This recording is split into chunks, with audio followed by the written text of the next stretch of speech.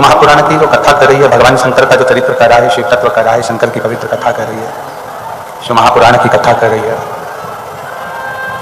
कि इस संपूर्ण जीवन में हमारे नेत्र, हमारे मुख, हमारी श्रवण शक्ति, ये कुछ दरवाजे ऐसे हैं जहां से आसक्तियां, काम, वासना, तृष्णा, लोभ, ये सब प्रवेश करते चले जाते हैं।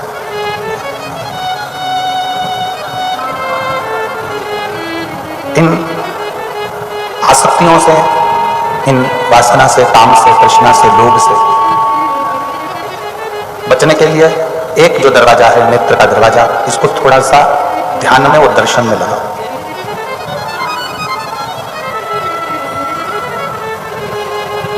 शिव महापुराण की कथा में एक बात आती है कि मान लो आप शिव जी के मंदिर में प्रवेश नहीं कर सकते। कई माताएं कहती हैं कि हमारे घर में बच्चे ने जन्म लिया है, सावड़ लगी हुई है, कुटुंब में, परिवार में कोई चले गया, सूतक लगी हुई है, तो फिर शिव नाम हम कैसे लें?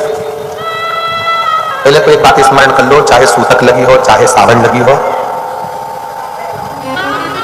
चाहे तुम कितने भी अशुद्ध हो, फिर भी भगवान का नाम लेने में कोई मनाही नहीं है।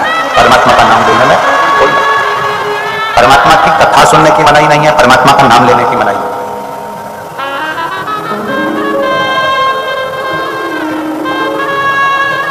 जब कोई मर जाता है तो कौन सी पुराण होती है? जम के बोलो जरा, गरुड़ पुराण। किसी किसी घर में लोग गीता जी भी वाचते हैं। आवाज नहीं आ रही है कि एलईडी बंद है? जरा जाकर देखिए, कार्यकर्ताओं को जरा भेजा करो, सुना करो।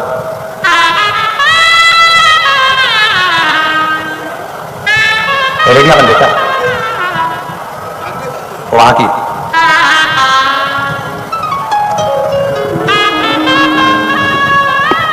अगर कोई कमी हो जाती है तो भी घर के अंदर शिव पुराण, घर के अंदर गरुड़ पुराण का स्मरण जो आप लोग करते हैं, या गीता जी करते हैं,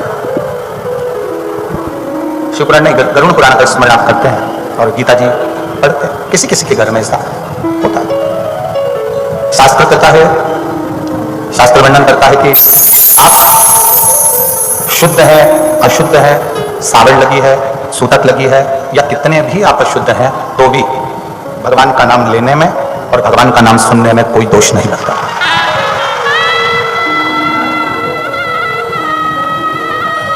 भगवान का नाम लेने में भी कोई दोष नहीं है और भगवान का नाम सुनने में भी कोई दोष नहीं। खूब सुनो। कई माताएं कहती हैं 4 पीढ़ी में, 5 पीढ़ी में, 6 पीढ़ी में, 7 पीढ़ी में कोई चले गया, अब हम कथा सुने कि नहीं सुने, हम मंदिर जाए कि ना जाए, कथा भी सुनो, मंदिर भले ना जाकर शिखर का दर्शन करो, और शिखर दर्शनम सर्वपाप नाशनम। घर में कथा को भी सुनिए और मंदिर के शिखर का दर्शन करो। फिर किसी ने कहा कि मान लो रजस्वला धर्म आ गया, रजो धर्म आ गया, और रजस्वला धर्म में हम कथा सुने कि ना सुने? सुनो। सत्संग चैनल के माध्यम से, यूट्यूब के माध्यम से कथा का सत्संग श्रवण करने में कोई दिक्कत नहीं। सत्संग की कोई मना नहीं। जिस समय पर द्रौपदी का केश खींचा गया था, उस समय द्रौपदी रजस्वला थी, रजो धर्म से थी। तो क्या भगवान ने उसका चीज नहीं बनाया? भगवान सोच लेते, विचार कर लेते कि द्रौपदी रजो धर्म में है तो इसका चीज नहीं बढ़ा सकता मैं। भगवान जब भी मिला है तुम्हारे इस काया को देखकर नहीं मिला, भगवान जब भी मिला है तुम्हारे दिल की भाव को देखकर, तुम्हारे हृदय को देखकर। कोई तुमसे कहे कि अच्छे कपड़े पहनकर भगवान के मंदिर जाया करो, श्रेष्ठ वस्त्र पहनकर भगवान के मंदिर जाया करो। शिव महापुराण की कथा तो यहां तक कहती है कि बच्चा गटर में गिर गया, नाली में गिर गया, उस बच्चे को मोहल्ले के लोग, गटर में गिरे हुए, गंदगी में गिरे हुए बच्चे को घर के लोग, अपने परिवार के लोग, मोहल्ले के लोग अपने गले से नहीं लगाएंगे। और गटर में गिरा हुआ बच्चा, गंदगी में लगा हुआ बच्चा माँ देख लेगी या बाप देख लेगा तो अपने बच्चे को सबसे पहले गले से लगाएगा। माता पिता अपने बच्चे को गले से लगाते हैं, क्यों? क्योंकि ये बेटा मेरा है। माता पिता ने उसके गंदे कपड़े नहीं देखे, माता पिता ने उसके गंदे शरीर नहीं देखा, माता पिता ने गटर का गंदा कीचड़ नहीं देखा, माता पिता ने तो अपना पुत्र देखा। कोई तुमसे कहे कि भगवान के मंदिर में कपड़े अच्छे पहनकर जाओ, ऐसे पहनकर जाओ, वैसे पहनकर जाओ, इस कलर के पहनकर जाओ, उस कलर के पहनकर जाओ, तो उसको कह देना गटर में बच्चा गिरता है, कोई उसको नहीं छूता, कोई गले नहीं लगाता, पानी सब डाल देंगे, साफ भी सब कर देंगे, पर उसको गले से कोई नहीं लगाएगा। गटर में गिरे हुए बच्चे को केवल उसके माँ बाप गले से लगाते हैं। उसी तरह इस संसार सागर में भगवान हमारा कपड़ा देखकर हमको प्राप्त नहीं करता, भगवान हमारे काया को देखकर हमें प्राप्त नहीं करता। आप गोरे हैं, काले हैं, आप टेढ़े हैं, आड़े हैं, ये भगवान को मतलब नहीं है। भगवान तो ये देखता है कि मेरी औलाद ने मुझे पुकारा है, मेरे बेटे ने मुझे पुकारा, मेरी बेटी ने मुझे पुकारा और मुझे इसे गले से लगाया।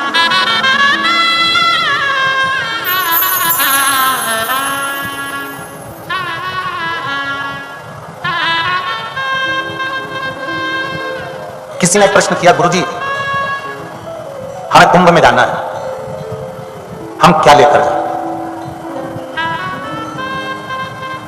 हमें अगर कुंभ में जाना है, कुंभ में हमें पहुंचना है, तो हम क्या लेकर जाएं? हमारा निवेदन है, तुम कुंभ में जा रहे हो, कुछ लेकर जाओ, चाहे मत लेकर जाओ, पर अपना दिल लेकर जरूर जाना, मन लेकर जाओ। कुंभ में पहुंच गए और तीर्थ, मंदिर, कथा, सत्संग, कुंभ, ये जितनी भी जगह पर जाओ, तुम अपना मन लेकर जाओ, अपना दिल लेकर जाओ, अपना हृदय लेकर जाओ।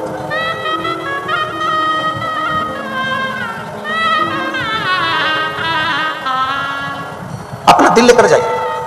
कुंभ में, तीर्थ में जा रहे हो तो अपना मन लेकर जाइए, कथा में जा रहे हो तो अपना दिल लेकर, अपना मन लेकर जाइए।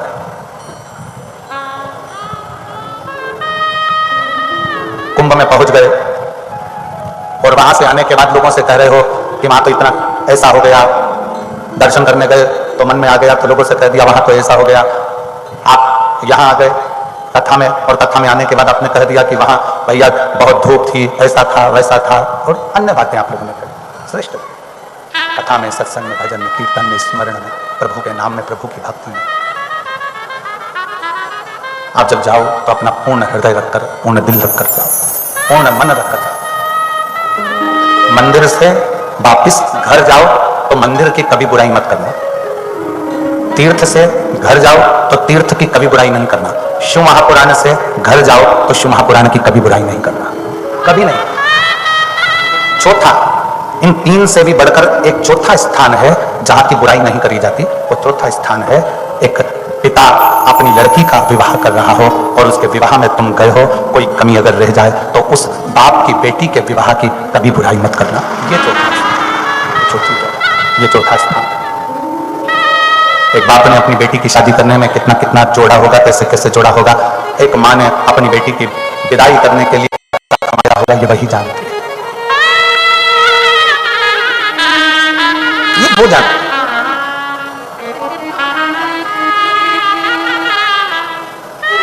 300 रुपए की एक भोजन की प्लेट बफेट की, 500 रुपए की एक बफेट की प्लेट भोजन की। वो भोजन की प्लेट 500 रुपए की प्लेट उठाई और 500 रुपए जुड़ गए। कैटरिंग वाले ने 300-500 रुपए जोड़ लिए, एक प्लेट उठी और जुड़ गई। अपने छोटे छोटे बच्चों को ये उपदेश दो कि एक प्लेट उठाने पर किसी गरीब के, उस बाप के बेटी के घर में 500 रुपए खत्म हो गए। तुमने 500 का लिफाफा दिया, 4 लोग चले गए, 4 प्लेट उठी, 2000 रुपए तो तुम्हारे वैसे ही खर्च हो गए उस पिता के, और लिफाफा तुम 500 रुपए का देकर आए, 1500 रुपए का तो उसको चूना लगा कर आ गए और कहा हम उसकी लड़की के घर की शादी में कन्यादान कर आए, हम बेटी की शादी में कन्यादान कर आए। नहीं नहीं, बेटी की शादी में कन्यादान करने से भी ज्यादा बड़ा है कि किसी गरीब की बेटी की शादी हो, वहां तुम प्रसन्न चित्त से खड़े होकर उस बाप को इतना कह दो कि तुम चिंता मत करो, मैं खड़ा हूं, शादी संभाल लूंगा, तुम अपना काम करो। ये श्रेष्ठता।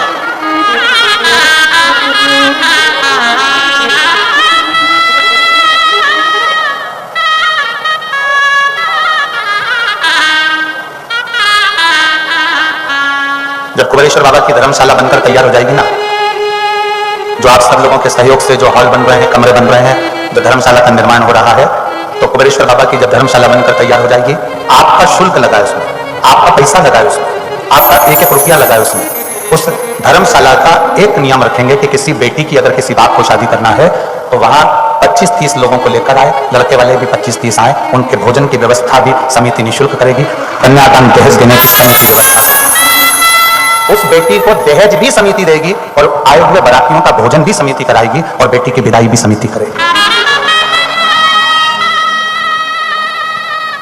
और बाबा के धाम से अगर विवाह होगा तो आशीर्वाद तो मेरा कुबेर भंडारी ऐसा देकर भेजेगा कि उस बेटी की जिंदगी में कभी कमी नहीं आएगी। दहेज भी बाबा देगा, समिति देगी, 25 लड़के वाले 25 लड़की वाले आएंगे, आराम से शादी करेंगे और दहेज भी उनको देकर बाबा विदा करेगा। और आशीर्वाद मेरा कुबेर भंडारी इतना देगा कि उसके जीवन में कभी लक्ष्मी की तो कमी आने वाली नहीं।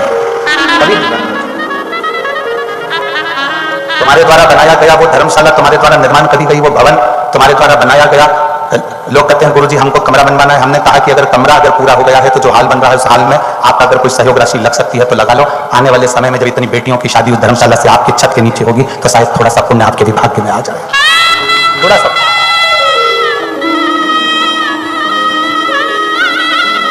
वहां तो केवल आपकी बेटी को दामाद को लेकर आना है और विवाह करना है और जाना। पंडित भी वहीं रहेगा, भोजन भी वहीं रहेगा, रुकने की व्यवस्था भी वहीं रहेगी, सब व्यवस्था वहां रहेगी, सब निःशुल्क बाबा के भरोसे, उसके आशीर्वाद।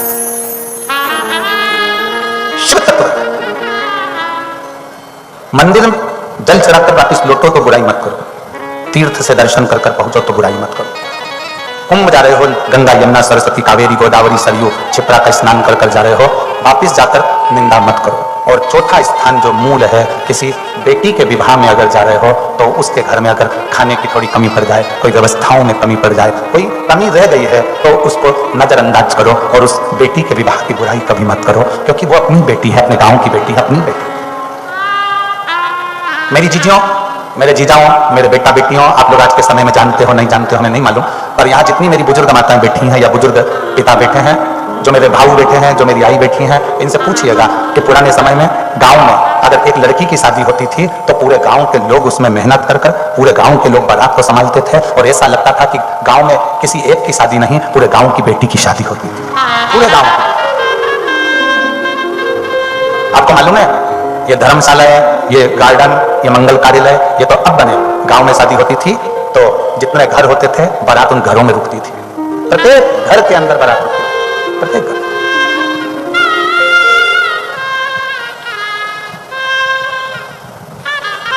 प्रत्येक घर। और इन्हीं सब चीजों को ध्यान में रखना चाहिए। जब कुबेरेश्वर धाम पर धर्मशाला का निर्माण हो जाएगा, वहां थोड़ी व्यवस्था अच्छी हो जाएगी, जब आप लोग शादी करने वहां एक फॉर्म दे दिया करेंगे, उस फॉर्म को भर दो कि आपका ये नाम है, आपका ये गोत्र है, आपका ये एड्रेस है, इतनी तारीख की शादी है। उस फॉर्म को आपने भर दिया, एक स्लिप ले ली, आप अपने आ गए, शादी के दिन आप पहुंच गए, मंगल विवाह हुआ, एक दिन पहले पहुंचकर सुबह से शाम तक का कार्यक्रम करो, बाबा का आशीर्वाद लो, प्रदोष काल की आरती का दूल्हा दुल्हन आरती करें, दर्शन करें और बाबा की आरती दर्शन कर विदा लेकर बाबा से चलें। और हम पूरा नियम बनाएंगे कि प्रदोष की जब लड़का लड़की की विदाई हो तो वो शाम की प्रदोष की आरती दोनों दूल्हा दुल्हन मिलकर अपने हाथों से कर कर बाबा का आशीर्वाद लेकर फिर जाए। प्रयास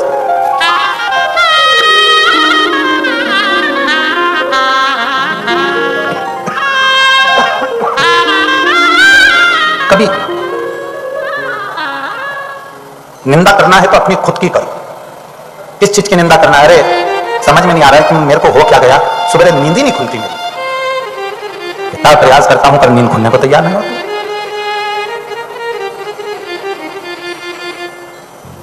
खुद की निंदा कर, ना जाने मुझे क्या हो गया, मेरे को चिड़चिड़ चिड़चिड़ चिड़चिड़ चिड़चिड़ बना रहता है, इतना गुस्सा आता है, इतना क्रोध आता है। खुद की निंदा कर, अपने अवगुण परमात्मा के सामने कहो,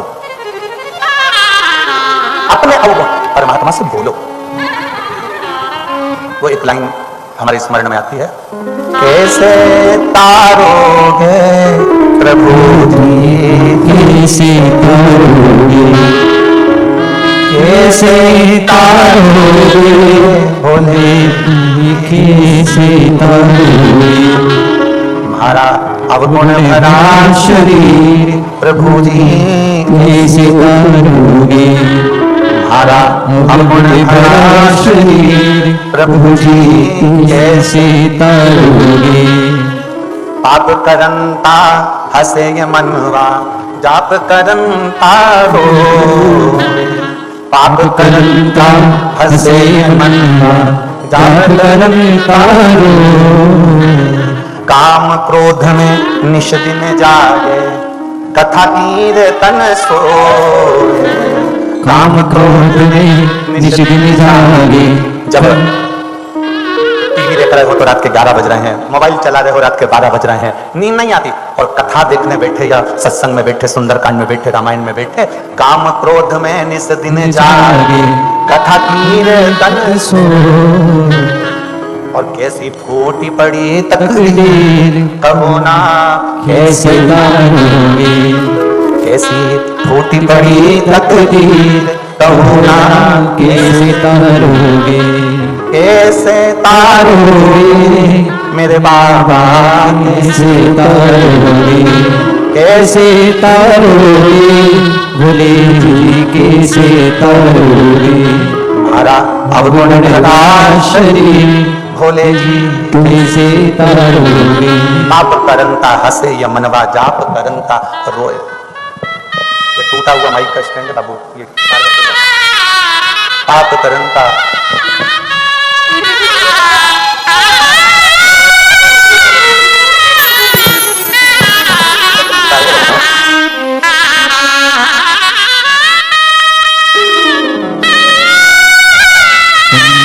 शरण पड़ी मांगो घड़ी रे घड़ी, दुख का दया करी दर्शन आगे, शंभु शरण पड़ी मांगो घड़ी रे घड़ी, दुख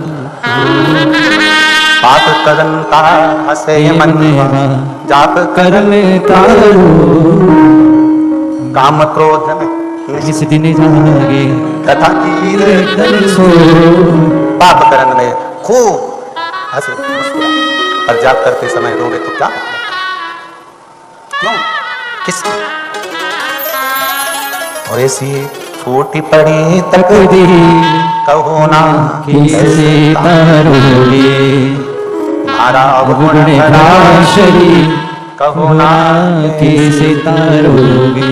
बड़ी मुश्किल से यह मानव की देह मिली है, इसको निंदा में ना लगा, निंदा से परे हो, निंदा से परे। सावित्री ने देवऋषि नारद से कहा था कि आपने मेरा भाग्य बता दिया कि मेरी शादी सत्यवान से होगी तो वह 1 साल तक जीवित रहेगा। संसार की ना जाने कितनी बेटियां, कितनी माताएं, कितनी महिलाएं ऐसी हैं जिनको अपना भाग्य नहीं मालूम कि इनके साथ होगा क्या। आपके पास कोई इसका हल है देवऋषि नारद? नारद जी मौन होकर चल गए। प्रश्न दिमाग में फंस गया, प्रश्न दिमाग में फंस गया।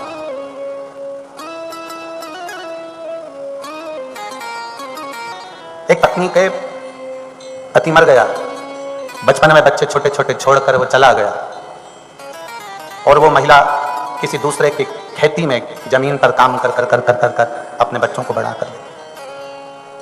वो महिला एक दिन उसी महिला के बच्चे जब बड़े हो जाते हैं और बड़े होकर अपनी माँ से, खेती में काम कर रही माँ से कहते हैं, माँ तूने मुझे पढ़ाया लिखाया, इतना बड़ा कर लिया, मैं पढ़ भी लिया, पर माँ क्या हम दोनों बेटों को तूने पढ़ाया? क्या हम दोनों की किस्मत में कभी कोई नौकरी सरकारी नहीं लिखी? यहीं बैठी है वो माँ जिसका पति छोटे छोटे 2 बच्चों को छोड़कर मर गया और वो जमीन पर काम करती रही, खेती का काम दूसरे की जमीनों पर जाकर करती रही और अपने बच्चों को पढ़ाती रही। 5 साल से बेटे लगातार कर रहे थे माँ से, माँ क्या हम लोगों की कभी नौकरी नहीं लग सकती? हमें भी दूसरों की जमीन पर ही काम करना पड़ेगा?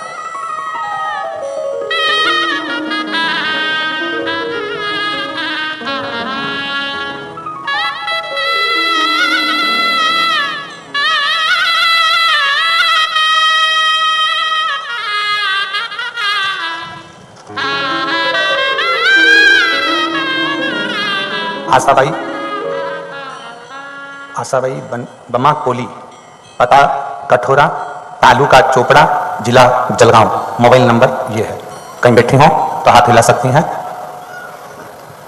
आशाबाई, ये बना है कि वर्मा है, क्या लिखा के बना?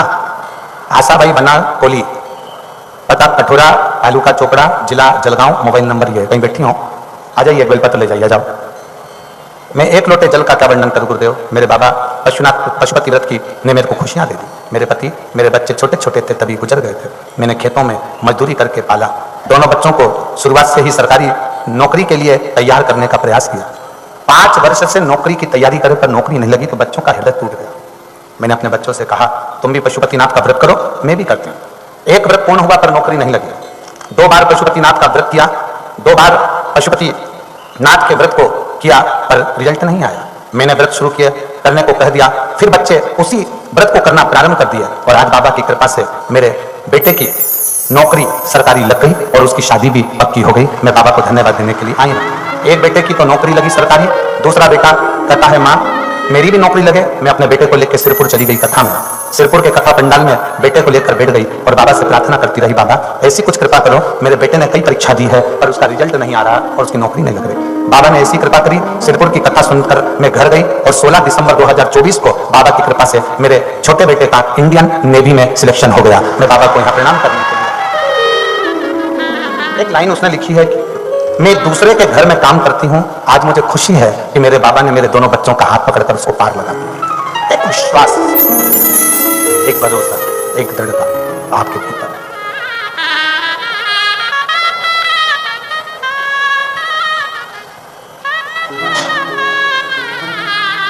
एक प्रश्न, क्या भाग्य में लिखा है? फिर निवेदन है तुम्हारी किस्मत में अगर विधाता ने कुछ उल्टा भी लिख दिया है ना तो शंकर के मंदिर जाना चालू कर दो, तुम्हारा भाग्य उल्टा जरूर हो जाएगा, सुधर जरूर जाएगा। आप शिव के मंदिर जाना प्रारंभ करो,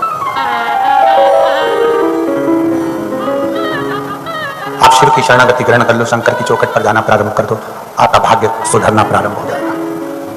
भाग्य सुधरना प्रारंभ, निंदा से दूर रहो, शिव की शरणागति ग्रहण करो। जैसे सावित्री ने देवऋषि नारद के सामने बहुत बड़ा प्रश्न खड़ा कर दिया, संसार की सब नारियों का भाग्य कौन बताएगा? संसार की सारी नारियों की किस्मत कौन बताने वाला?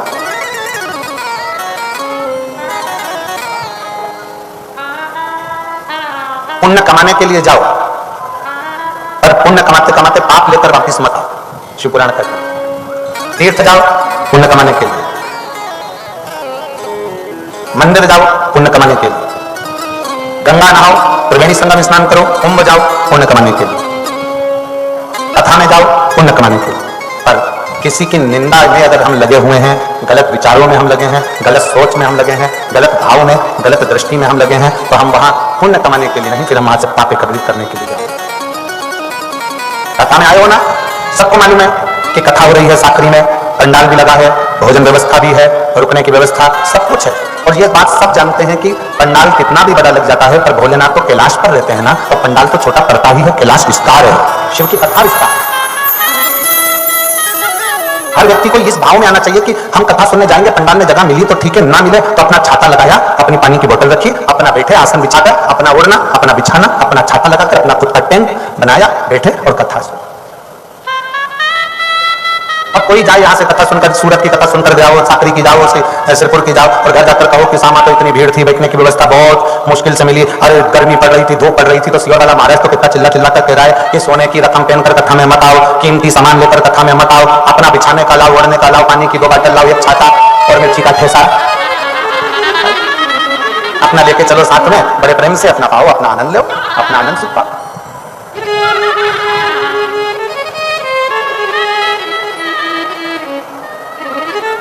आज याद इसलिए आया कि आज टिफिन में आया, तो आप अपनी व्यवस्था से चलिए।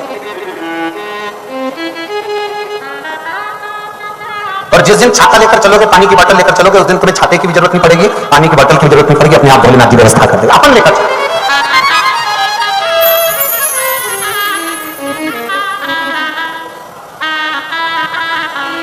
कई लोग शिवर आते हैं कुबेरेश्वर बाबा की भूमि पर, सोने की रकम पहनकर आने की जरूरत क्या है? वहां तो बाबा से कहो कि तुम दो मुझे, तुम मेरे बाप हो, तुम मेरे पिता हो।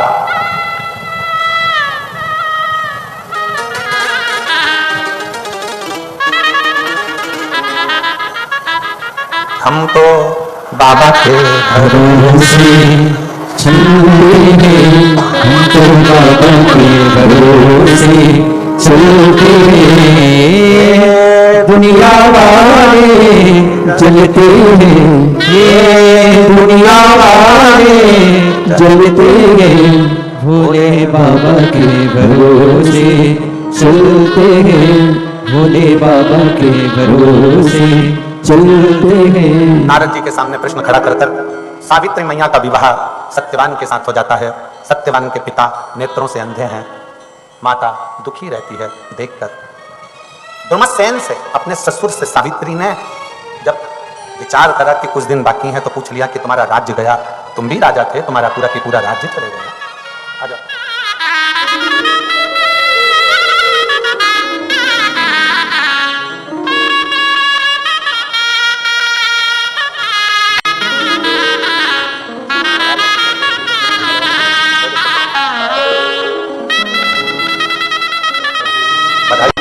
माने दूसरों के खेत पर काम कर अपने बच्चों को पढ़ाकर सरकारी नौकरी लगी हुआ जोर दाता।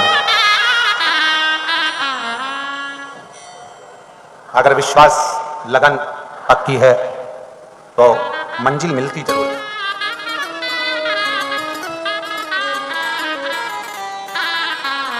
दरबार किसी और का हो तो जाने में शर्माया करो, दरबार किसी और का हो तो जाने में शर्माया करो, पर दरबार यदि महाकाल का हो तो रोज जाया करो। प्रतिदिन ओ घड़ी है। सावित्री ने धुमसेन से प्रश्न किया, आप ही राजा थे, आपका राज्य पूरा चले गया। संसार के लोगों ने, कुछ राजाओं ने आक्रमण कर हमें हमारे राज्य को छुड़ा लिया और मेरे नेत्र की ज्योति भी उन लोगों ने मेरे आंखों को फोड़ दिया। और मेरे पास में ना राज सत्ता है ना मेरे नेत्र है, ना राज सत्ता है ना मेरे नेत्र। तुम्हारे पास में, सावित्री ने अपने ससुर जी से कहा, आपके पास में कुछ है? कुछ है? एक बुजुर्ग सास ससुर अपनी बहू को धन दें चाहे ना दें, पर बुजुर्ग सास ससुर अपनी बहू को अपने जो पुरानी पूजा होती है ना, कोई लड्डू गोपाल है, किसी के घर में कोई मूर्ति है, किसी के घर में कोई पूजन है, अपने बहू को वो जरूर दो और कहो बेटा हमारी दुख की घड़ी में भी हमारे घर में जो देवालय में जो भगवान बैठे हैं ना मंदिर में, इस मंदिर के भगवान ने, मूर्ति ने हमारा साथ दिया है, तेरी दुख की घड़ी में ये जरूर साथ देगा।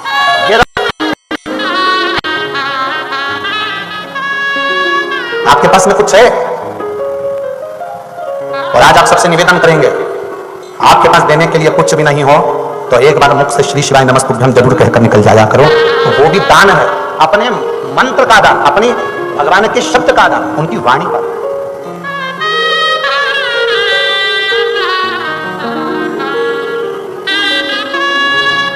अभी लखनऊ में एक हमारे प्रिय हैं लालू सोनी जी, वो उनके मित्र ने शादी करी तो उन्होंने राजपूत है, उन्होंने पत्रिका छपाई।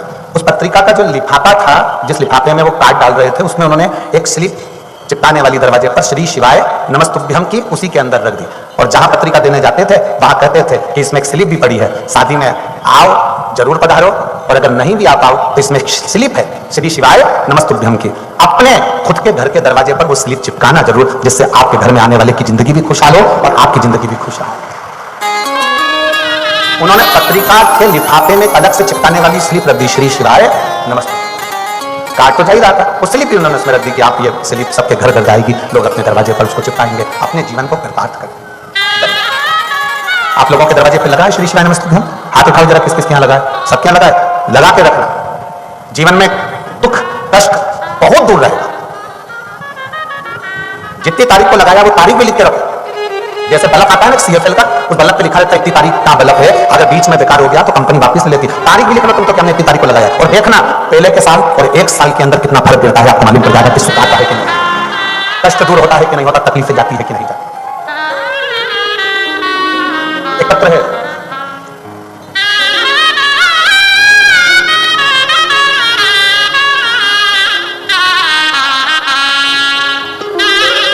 मेरा नाम सो रोहिणी भरत पवार चौधरी। कहीं बैठे हो तो हाथ हिला सकती हैं। मुकाम पोस्ट पीपलनेर, तहसील साकरी, जिला धुलिया की रहने वाली है। आप ही बच्चे आए हैं के साथ में? ले आइए। मेरी शादी को 11 साल हो चुके थे, कोई संतान नहीं थी। 11 साल हो गए थे, कोई संतान नहीं थी। मैंने बहुत जगह गोदी भी भरवाई पर कोई फर्क नहीं पड़ा। फिर मेरी माँ ने मुझसे कहा कि आस्था चैनल पर श्री पंडित मिश्रा की कथा आती है, वो सुनाते हैं तो सुना कर। बाबा मैं आपकी कथा रोज सुनने लगी। हम पति पत्नी रोज मंदिर जाते, आप कथा में संतान प्राप्ति के जो उपाय बताते वो मैं करती। सफेद आंकड़े की जड़ का 5 बार प्रयोग किया, एक बार नहीं 5 बार करा। 5 बार करने पर पारिजात के पुष्प वाला अष्टमी के दिन का उपाय करा। पशुपति व्रत किया, टीवी के सामने बैठकर रोज आपकी कथा सुनती। मैं कुबेर भंडारी से रोज कहती कि बाबा तूने मुझे सब कुछ दिया, और एक स्त्री तब पूरी होती है जब वो माँ बनती है। बाबा मुझे माँ बनने का सुख दे देना। आप कहते हो डॉक्टर भी शंकर है, तो हम डॉक्टर से भी दवाइयां लेते हैं पर कोई असर क्यों नहीं आता। तब बाबा के भरोसे होकर कुबेर भंडारी के दरवाजे पर पहुंच गए, और कुबेर भंडारी के दरवाजे पर जाकर वहीं पर रहकर बाबा के झाड़ू पोछा कर, विनती कर, वहां का जल पीकर कंकर को लेकर आ गए। बाबा के हमें क्या मालूम था, हम एक कंकर की जगह 2 कंकर लेकर आ गए। बाबा ने ऐसी कृपा कर दी, वहां से आने के बाद मेरा गर्भ ठहर गया और गर्भ से 2 बच्चों ने जन्म लिया। बाबा मेरे 2 बच्चों ने जन्म लिया, मैं दोनों बच्चों को लेकर यहाँ आई हूँ। मेरे बाबा की कृपा से आज मुझे संतान प्राप्ति हुई। 11 साल के बाद मुझे जुड़वा बच्चे हुए। ये शिव तत्व है, ये शंभु, ये शंकर है।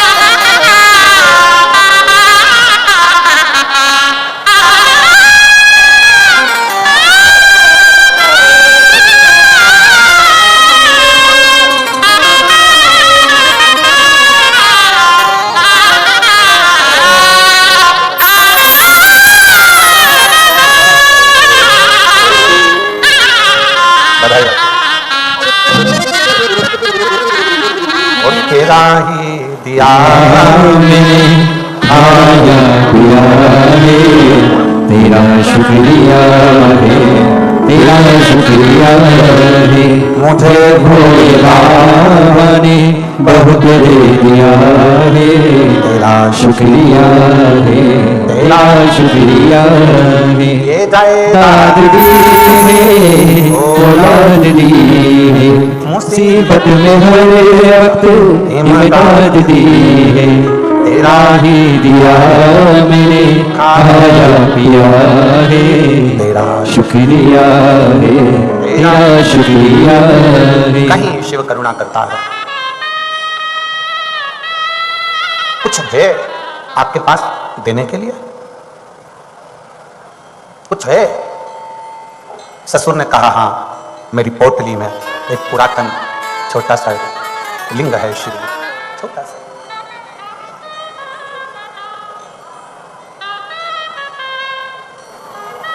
शिव लिंगायत संप्रदाय के अंतर्गत गले में एक शिवलिंग हमेशा रहता है। अगर कोई शिवलिंगायत संप्रदाय के बैठे होंगे तो उनके स्मरण में होगा एक शिवलिंग उनके गले में हमेशा रहता है, हमेशा। सत्यवान के पिताजी ने कहा कि मेरे पास में एक शिवलिंग है। धुनसेन बोले छोटा सा शिव।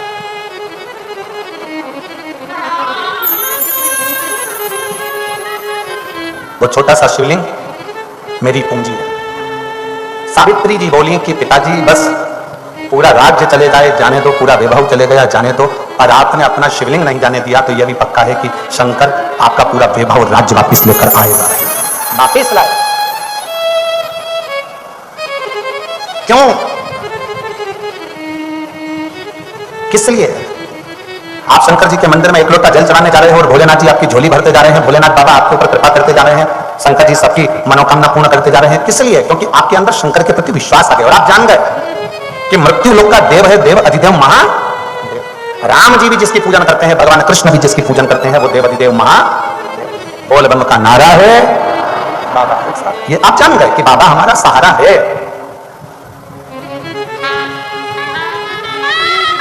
आप लोगों की बुद्धि में बैठ गया कि शंकर पर जल चढ़ाएंगे और हमारा सारा दुख मिटेगा। सावित्री समझ गई मेरा पति सत्यवान 1 साल होने में केवल 2 दिन बचे हैं, मेरा शिव मेरे पति को वापस देगा, क्योंकि उसका नाम कालाधिपति महाकाल है। काल पर विजय करने वाला केवल एक है, वो देव अधिदेव महादेव है, केवल एक। शिव होते हैं जो अपने भक्त को भगवान से मिला देते हैं, जिसकी कामना करते उससे मिला देते हैं। महाराष्ट्र के संत हुए श्री चांगदेव जी महाराज।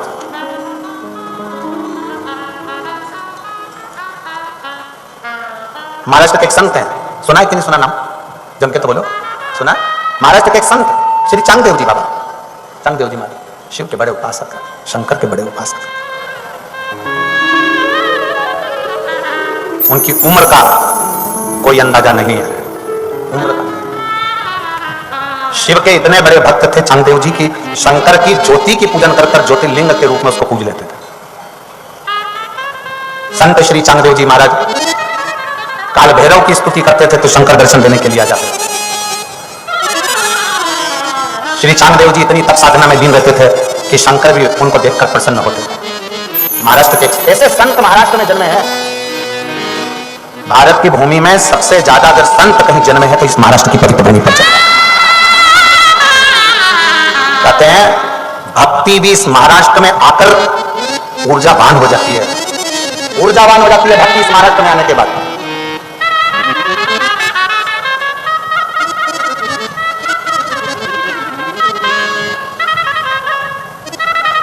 संत तुकाराम, संत श्री नामदेव जी महाराज,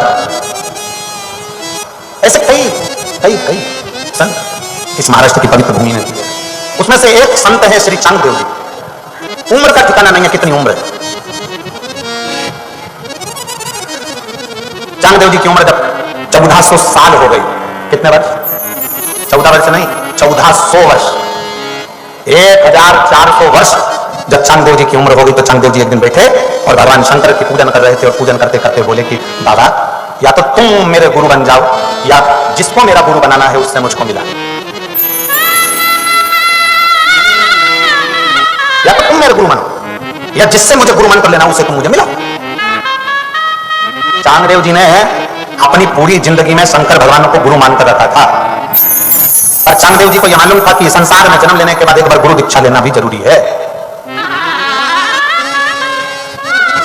कई मेरी माताएं कहती हैं हमारा गुरु मंत्र नहीं, हम कहते हैं शंकर को अपना गुरु मानो। और जब तुम्हें कोई असली गुरु जिंदगी में मिल जाए, तुम्हें लगे कि इसको हम गुरु बना सकते हैं और ये हमारे गुरु बनने के लायक है, तो फिर गुरु मंत्र, फिर गुरु दीक्षा ले। चांगदेव जी 1400 वर्ष के हो गए। उन्होंने शंकर जी से कहा कि अब मुझे गुरु से मिला, या तो तुम आओ या फिर कोई गुरु मिले। इतने में 3 दिन बीते थे और किसी ने आकर कह दिया कि संत ज्ञानेश्वर जी महाराज ऐसे गुरु हैं, ऐसे सत्संगी हैं कि भगवत की भक्ति में, भगवान की आराधना में डूबे रहते हैं। संत ज्ञानेश्वर। और किसी ने कहा कि उनकी उम्र तो 16 साल की है। चांगदेव जी महाराज के मन में आ गया, बस अब मुझे संत ज्ञानेश्वर जी से मिलने जाना है। संत ज्ञानेश्वर जी से मिलने के लिए चांगदेव जी जाने लगे। इतने में उनके साथ वाले बोले, तुम 1400 साल के हो और वो 16 साल का है, ऐसे 16 साल के बच्चे को तुम अपना गुरु बनाओ। कई लोग संसार में ऐसे जन्म लेते हैं जो व्यक्ति जब अच्छा करने के लिए जाता है तो उसकी भी टांग खींच लेते हैं। कोई व्यक्ति अच्छा करने जा रहा है, नई गाड़ी ली है, और उस व्यक्ति ने सोचा कि पास में साखरी में कथा चल रही है, चलो मेरे गांव के लोगों के लिए मेरी गाड़ी फ्री है। इतने में कहीं दूसरा दोस्त मिलेगा, अरे क्यों फ्री में लेके जा रहा है, अपना डीजल जलेगा, पैसा जलेगा, एक काम कर कम से कम डीजल के पैसे तो ले ले। एक मन करा था कि भोलेनाथ ने मुझे गाड़ी दिलाई है, भोलेनाथ की गाड़ी है, इसलिए मैं सबको कथा सुनाने ले जाऊं। और मन में लालच, दूसरे ने कहा तो मन के अंदर लालच इकट्ठा हुआ। लालच इकट्ठा हुआ, गाड़ी का थोड़ा सा डीजल पेट्रोल ले भी लिया तो कौन सा फल प्राप्त हुआ?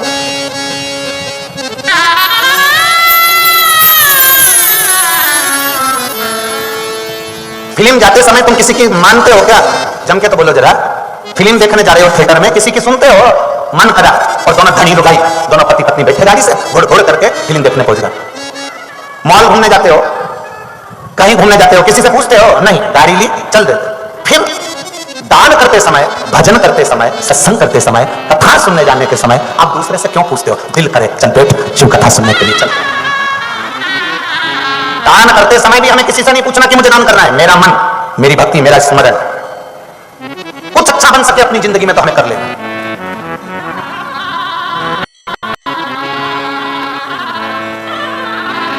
अगर मेरा भोले बाबा आपको अच्छी अच्छी गाड़ियां दिलाए, खूब खूब अच्छी अच्छी गाड़ियों की लाइन लगा के, तो बाबा से कहना, बाबा मैं भी मेरे गांव के लोगों को लेकर कुबेरेश्वर धाम रुद्राक्ष महोत्सव में भर कर लेकर आ जाऊंगा। इसी कृपा कृपा कर।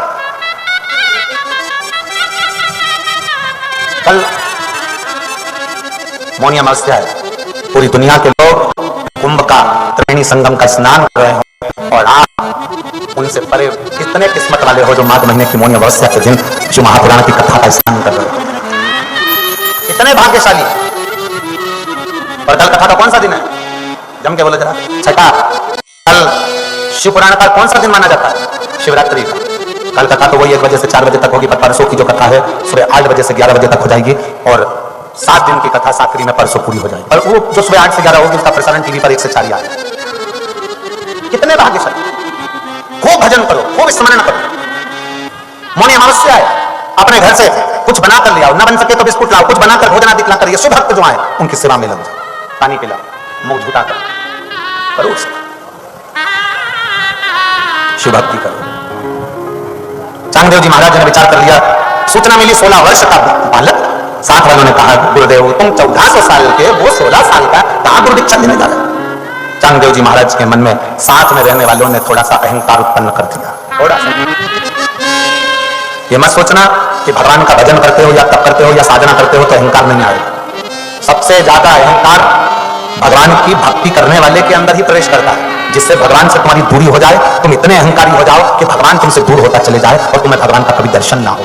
याद रखना, तुम भगवान के मंदिर में 1 साल 2 साल 4 साल 6 साल जाकर जल चढ़ा रहे हो, मंदिर में झाड़ू लगा रहे हो, पोछा लगा रहे हो, सेवा कर रहे हो, कभी किसी से मत कहना कि मैं इतने साल से सेवा कर रही हूं। कभी अकड़ की बात मत करना।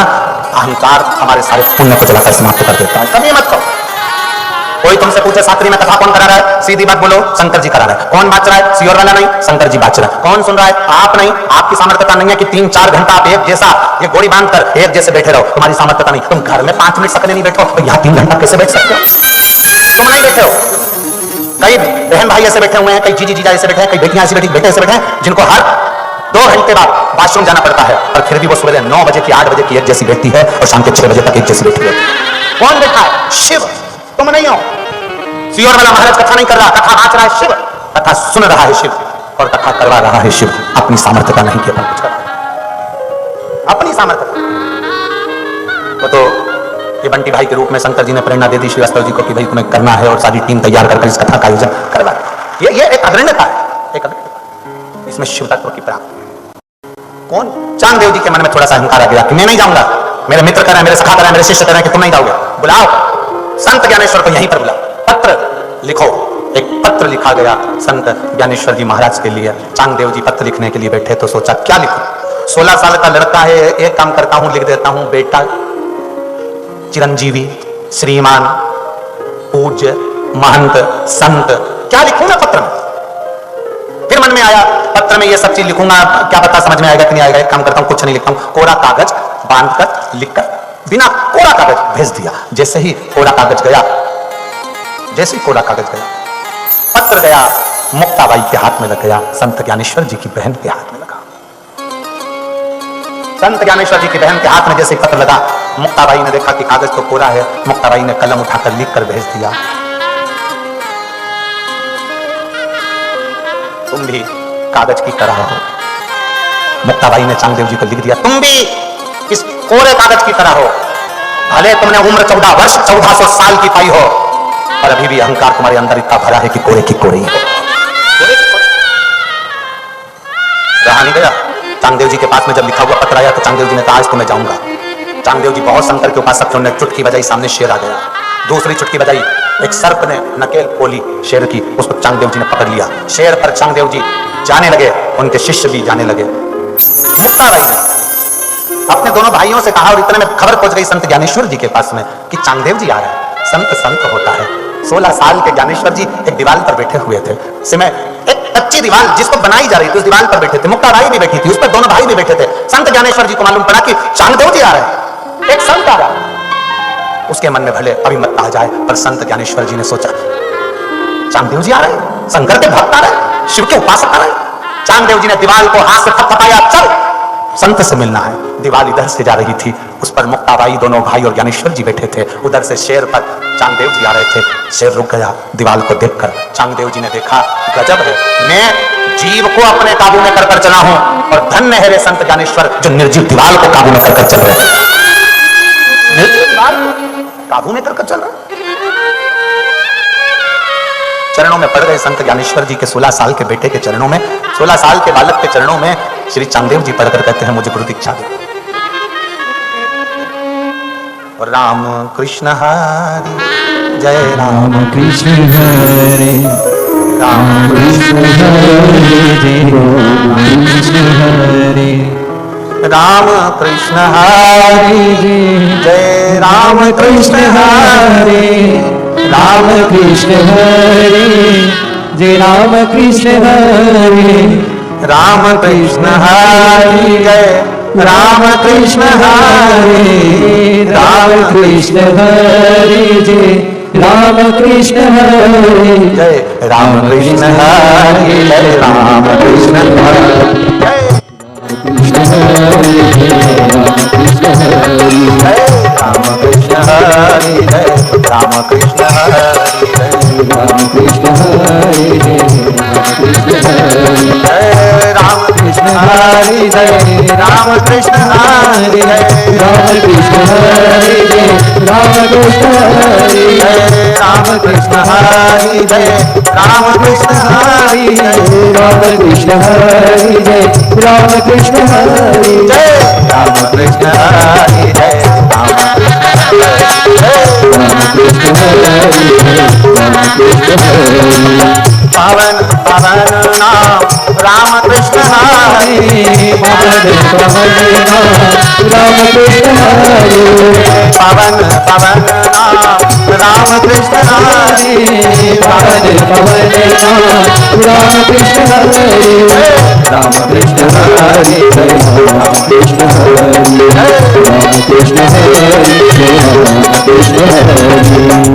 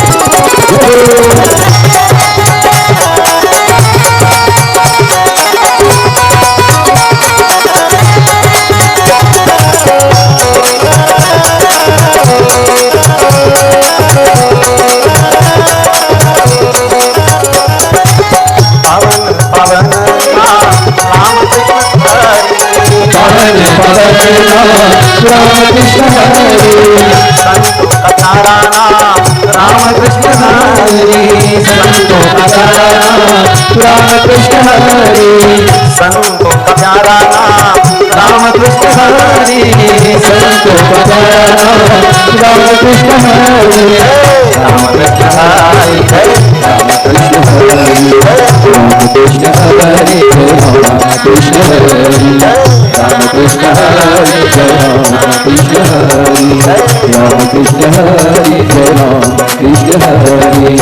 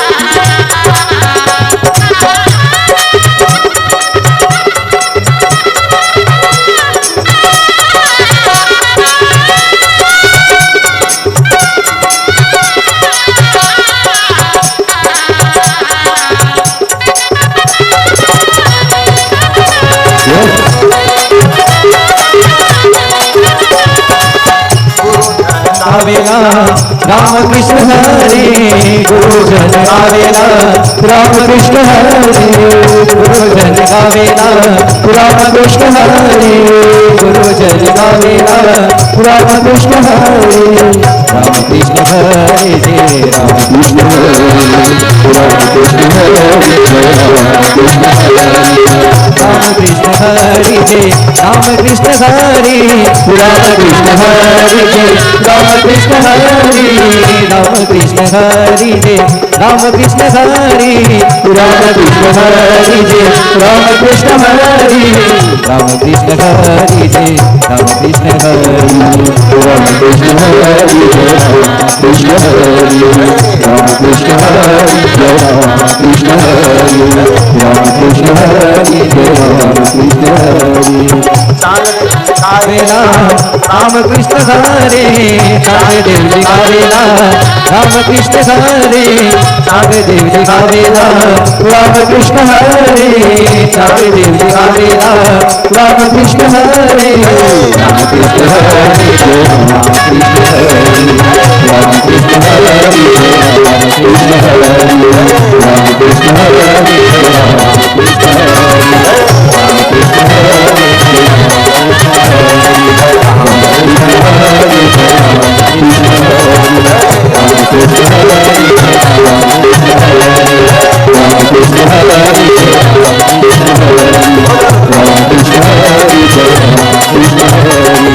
राम कृष्ण हरे राम कृष्ण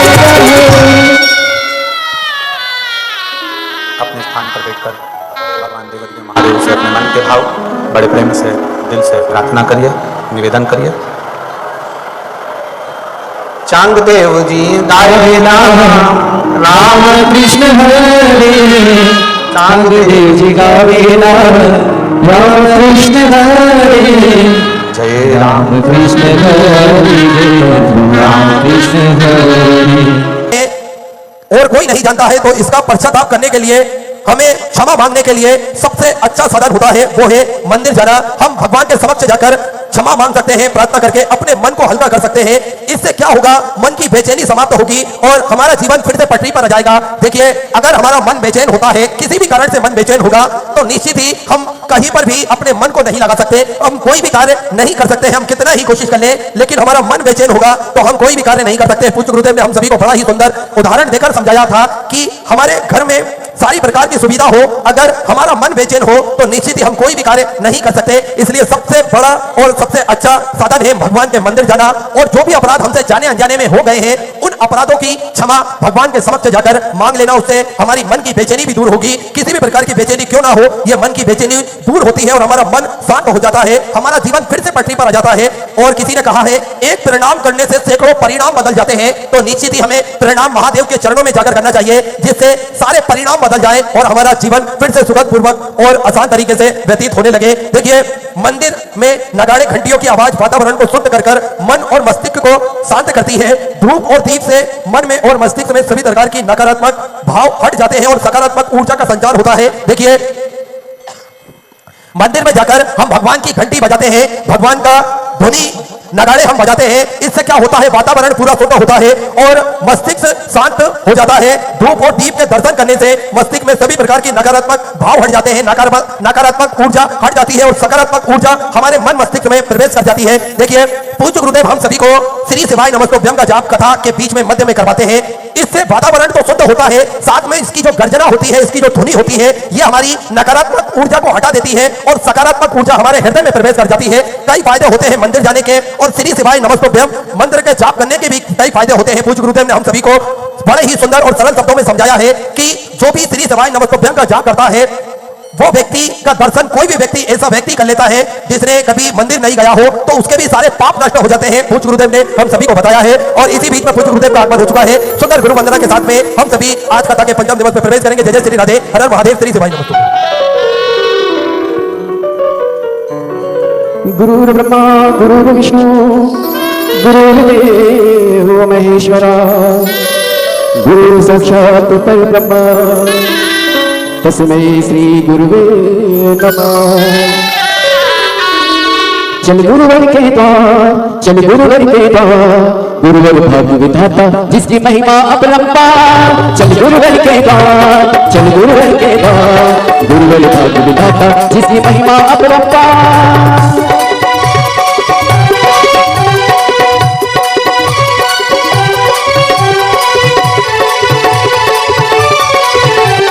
हो नैना तेरे भर आए, गुरु की याद सताए, ओ जो बिगड़ा हो जाए उससे मुसीबत न आए।